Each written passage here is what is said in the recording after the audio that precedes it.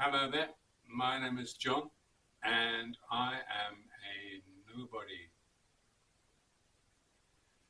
I moved to Berlin on my birthday in January 1990 and I had to leave Amsterdam because, and I've never told anybody this before, the Dutch authorities were convinced that I was part of some criminal network, which I wasn't. I've always been very proud of my Weiße Weste, as the Germans call the white waistcoat, and I went on to become an HCA, a healthcare assistant, and I had to have a background check, and I actually got a check, not just a check, but an enhanced check, which meant that I could work with children.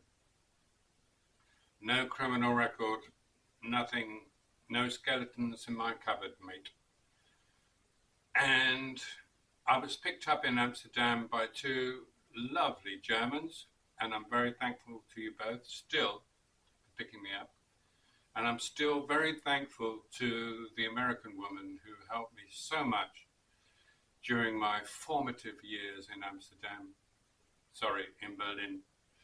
She had so many contacts, she'd been there for a long time and helped me a lot. I was working in Amsterdam, but I wasn't allowed to work because of the authorities being convinced I was some criminal. And I was working at Schiphol Airport, the famous airport in Amsterdam, or just outside, as a cleaner, doing the toilets and sweeping up. Probably something to do with my white privilege. No, just joking. And they did a routine check and found out I was working there, or they checked all the cleaners, and I had to quit, unfortunately. So I had no income. I was not allowed to work. I was penniless, so I had to leave. In the immortal words of the great Keith Richards, I had to walk before they made me run. So I was picked up and driven the 666 kilometers to Berlin from Amsterdam. That's over 500 miles in real money. That's a long way. And I arrived there in Berlin, thanks to this American woman's contacts, and stayed in a place there with another English guy, funnily enough, who was also from Holland, funnily enough. And my first job was with the NAFI, which is the Navy Army Air Force Institute in Berlin. And they were looking for somebody to work as a kitchen help in their secret location, the British Officers Club in Berlin.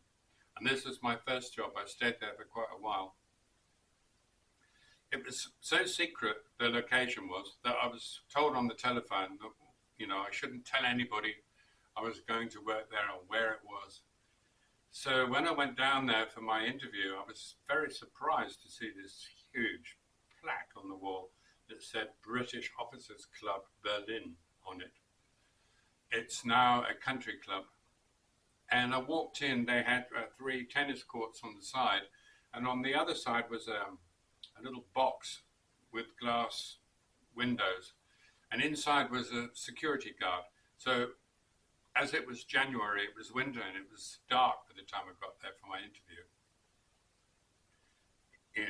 Very late, well, not late, but it was 7 o'clock or something. I walked in, and the guard who was armed and belonged to a private security company, was fast asleep. So, not wanting to wake him up, I ignored the "Beware Guard Dogs" sign and walked in to the club. It was a beautiful building, and the tennis courts, they had a swimming pool out the back and beautiful gardens. It was lovely. And it was only when I got there and found out that the whole building was closed or not in use, then I realized I got there 12 hours too early. So I arrived 12 hours later after going home and had the interview, got the job, and started to work there. Now, it was wonderful working there because the money was very good and it was legal, and they had many benefits, one of which was an identity card, which I still have, for the British sector, Berlin, which would allow you to travel on the buses and the trains and stuff free of charge because you were part of the British sector. It was the closest I've ever come to being, what's the word, to having diplomatic status.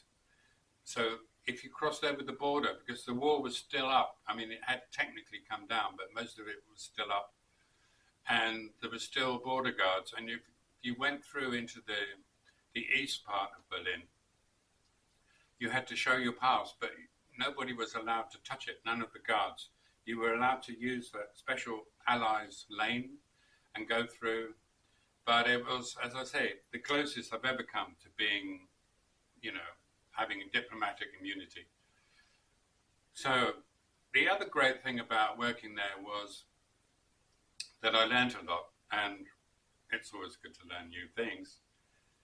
One was that the gardener, who was a very nice bloke, and I hope he's doing well, Norman was his name, he told me that if you wanted to see the difference in the summer during the swimming, the bouts of swimming, when the families would congregate around the swimming pool, if you wanted to know who'd gone to Sandhurst, which was the British officers' school for British officers, if you wanted to know which soldiers had gone there and which had worked their way up from the ranks, you just had to look, because the ones with tattoos had worked themselves up through the ranks.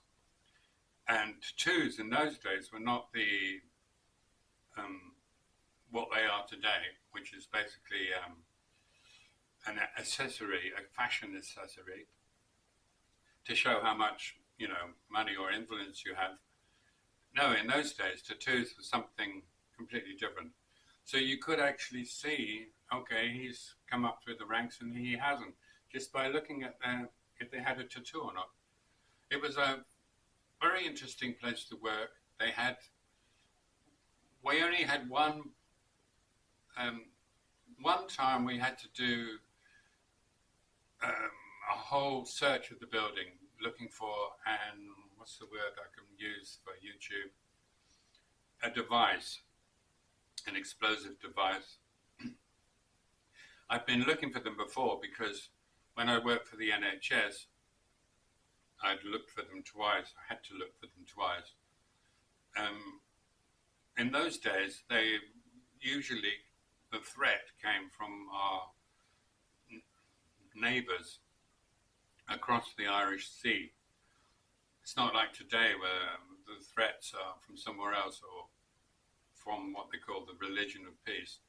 But in those days, it was very different. But looking for an explosive device is not a nice thing to do, believe me.